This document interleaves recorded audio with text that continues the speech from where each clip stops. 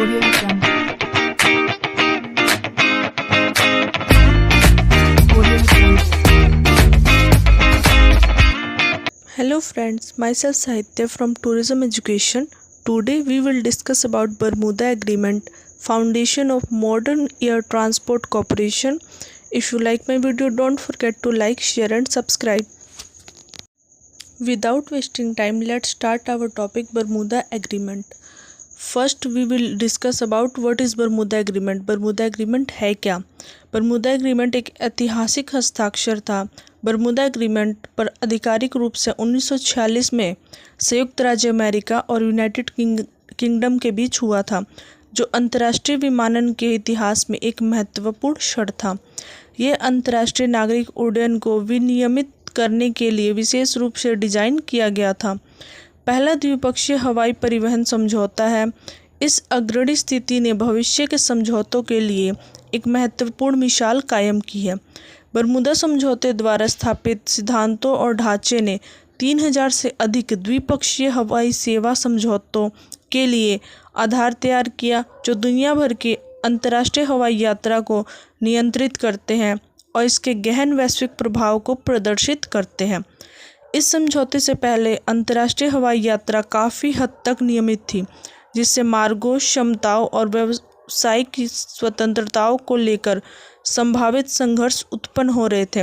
Bermuda समझौते ने एक अत्यंत आवश्यक ढांचा प्रदान किया, जिससे अधिक व्यवस्थित और पूर्वानुमानित अंतर्राष्ट्रीय हवाई सेवाओं का युग आरंभ हुआ। Now discuss about introduction. Chicago सम्मेलन में यह आशा की गई थी कि सभी देश हवाई सेवाओं के संचालन के अधिकारों के बहुपक्षीय आदान प्रदान पर सहमत होंगे। यानी यह उम्मीद की गई थी कि सभी देश हवा की 5 स्वतंत्रताओं पर हस्ताक्षर करने के लिए सहमत होंगे, लेकिन कोई सर्वसम्मति से समझौता नहीं हुआ। 1946 में यूएस और यूके ने बरमूदा में एक समझौते पर हस्ताक्षर किए, जिसे बरमूदा समझौते के रूप में भी जाना जाता है। यह कई अन्य देशों के बीच हवाई सेवा समझौतों के लिए मानक मॉडल बन गया। कई द्विपक्षीय समझौतों की सामग्री में कई विभिन्नताएं हैं। ये विविधताएं दोनों देशों के बीच राजनीतिक, आर्थिक और सामाजिक संबंधों पर निर्भर करती है। यदि वे मैत्रीपूर्ण हैं तो समझौते अधिक उदार होते हैं, लेकिन यदि वे एक दूसरे के प्रति शत्रुतापूर्ण हैं तो उनके समझौतों में कई अगर और लेकिन होते हैं। अंतर्राष्ट्रीय नागरिक उड्डयन संगठन ICAO ने बरमूदा समझौते के आधार पर एक नमूना प्रारूप बनाया है। अब हम जानते हैं बरमूदा समझौते के दौरान क्या क्या मुख्य प्रावधान हुए थे। फर्स्ट, समझौते की तिथि। इसमें प्रभावी तिथियां यानी आरंभ और समाप्ति की तिथि शामिल होती है। ये समझौते मौसमी, वार्षिक, अल्पकालिक या दीर्घकालिक होते हैं।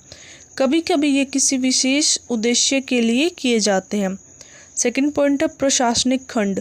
ये कई परिचालन पहलुओं को कवर करते हैं, जैसे कौन उपभोगकर्ता होगा, यानी कौन सी एयरलाइंस उपभोगकर्ता होगी, एकल या एकाधिक, सुरक्षा की जिम्मेदारी किसकी होगी, दुर्घटना की स्थिति में जांच कौन करेगा, सेवाओं के लिए शुल्क क्या होगा। यह मामला देशों के अहम के टकराव से जुड़ा है, इसलिए एक देश अपनी संप्रभुता को दरकिनार करना चाहता है। थर्ड पॉइंट है कानूनों का अनुप्रयोग। इसमें विवादों के निपटारे के मामले में कानूनी पहलुओं को शामिल किया गया है। कौन सा कानून लागू होगा, यानी राष्ट्रीय या अंतर्राष्ट्रीय, या किन देशों का कानून लागू होगा। फोर्थ पॉइंट, सीमा शुल्क और कर। यह एक बहुत ही महत्वपूर्ण पहलू है। कई प्रकार के कर और शुल्क लगाए जाते हैं। यही एक कारण है कि दुबई और सिंगापुर जैसे कर मुक्त क्षेत्र लोकप्रिय हैं। अधिकांश विदेशी एयरलाइंस पश्चिम एशिया या यूरोप से दक्षिण पूर्व एशिया जाते समय भारत से यात्रा करने से बचती थी। अधिकांश विमान कराची, कोलंबो, बैंकॉक मार्ग का उपयोग करते हैं, जो भारत के ऊपर से उड़ान भरने से बड़ा है, क्योंकि भारत में एयर टरबाइन ईंधन और हवाई अड्डा कर पड़ोसी देशों की तुलना में महंगे हैं। पॉइंट फिफ्थ, टैरिफ दरारें। हालांकि ज़्यादातर टैरिफ आइटा द्वारा तय किए जाते हैं, कई बार दो देश अपने अलग अलग टैरिफ तय कर सकते हैं। ऐसी एयरलाइन सेवाएं केवल दो देशों के बीच ही लागू होती है, अन्यत्र नहीं। Point 6 capacity clauses. यह एक बहुत ही महत्वपूर्ण पहलू है जो सीट क्षमता, उड़ानों, विमानों के आकार, आवृत्ति में व्यक्त होता है। सामान्यतः दो पक्षों के बीच एक पारस्परिक संबंध होता है। इसका अर्थ है कि यदि ए बी को प्रति सप्ताह 5 विमान या 500 सीटें बेचती है तो बी को भी ऐसा ही करना पड़ेगा। लेकिन कई समस्याओं के कारण यह हमेशा संभव नहीं होता है। जैसे यदि कोई देश गरीब है या कई विमानों का रखरखाव करने की स्थिति में नहीं है लेकिन पर्यटन को बढ़ावा देना चाहता है तो वह दूसरे पक्ष को कई विमान भेजने की अनुमति दे सकता है। पॉइंट नंबर 7 अधिकारों का अनुदान। यह एक बहुत ही महत्वपूर्ण पहलू है जो एयरलाइनों के अधिकारों से संबंधित है, अर्थात समझौता अनुसूचित सेवाओं, कार्गो या यात्री सेवाओं आदि के लिए किया गया है। पॉइंट नंबर 8 मार्ग की स्थितियाँ।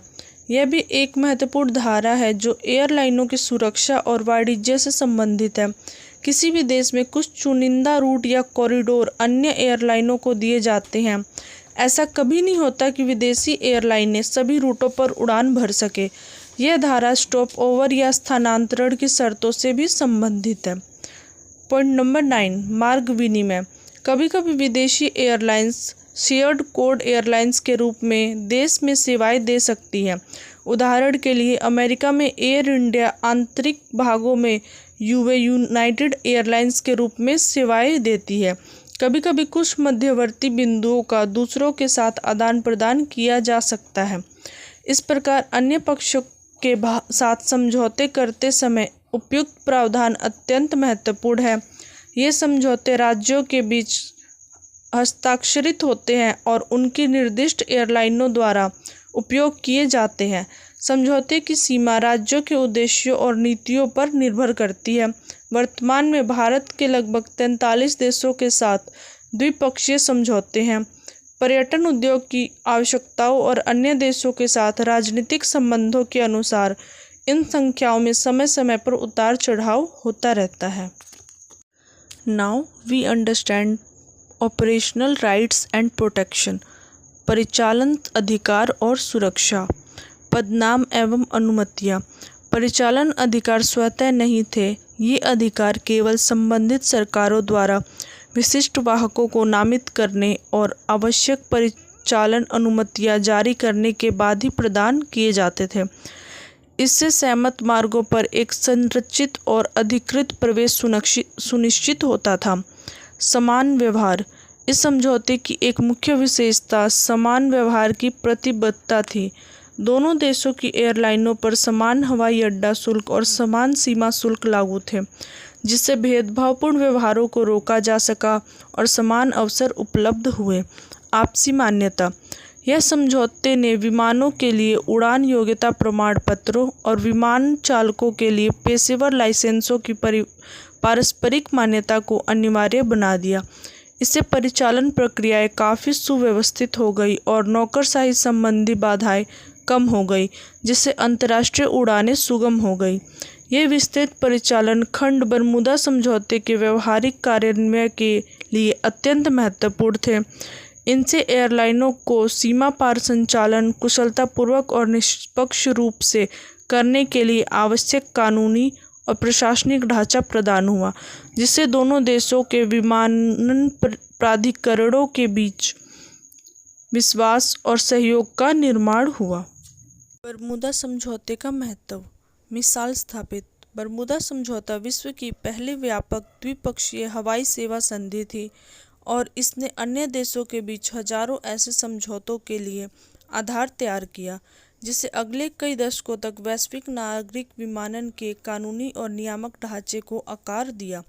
राज्यों के हितों और एयरलाइंस प्रतिस्पर्धा के बीच संतुलन।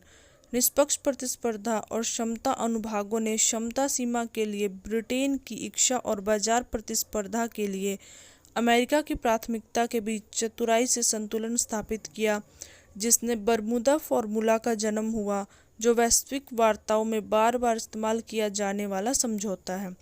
अंतर्राष्ट्रीय नेटवर्क का विस्तार। इस समझौते से ट्रांस अटलांटिक और वैश्विक हवाई मार्गों का तेजी से विस्तार संभव हुआ, जिससे अमेरिका और यूके जैसी एयरलाइनों को व्यापक अंतर्राष्ट्रीय नेटवर्क स्थापित करने का अवसर मिला, जिससे वैश्विक पर्यटन और व्यापार को बढ़ावा मिला। नियामक विकास किराया निर्धारण में आईटा को स्पष्ट भूमिका प्रदान करके तथा अंतर्राष्ट्रीय हवाई यातायात अधिकारों के लिए दिशा निर्देश प्रदान करके बरमूदा समझौते ने हवाई परिवहन में अंतर्राष्ट्रीय नियामक निकायों के विकास में महत्वपूर्ण योगदान दिया। बरमूदा समझौते का एयरलाइंस और सेवाओं पर प्रभाव।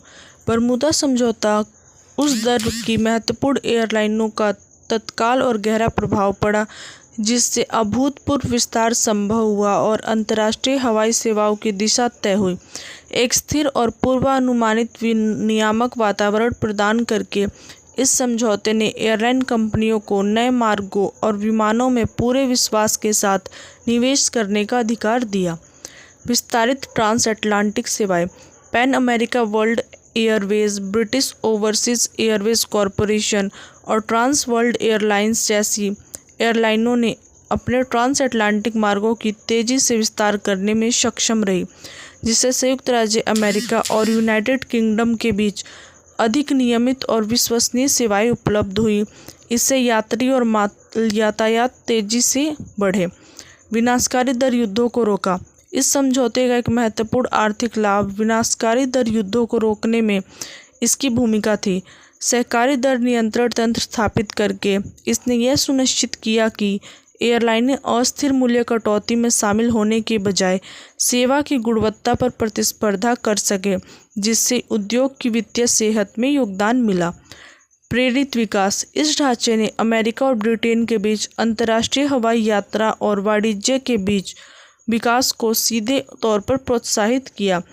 आसान, अधिक लगातार और अधिक किफ़ायती हवाई संपर्कों ने व्यापारिक आदान प्रदान, पर्यटन और सांस्कृतिक समझ को बढ़ावा दिया, जिससे वैश्वीकरण की नींव पड़ी।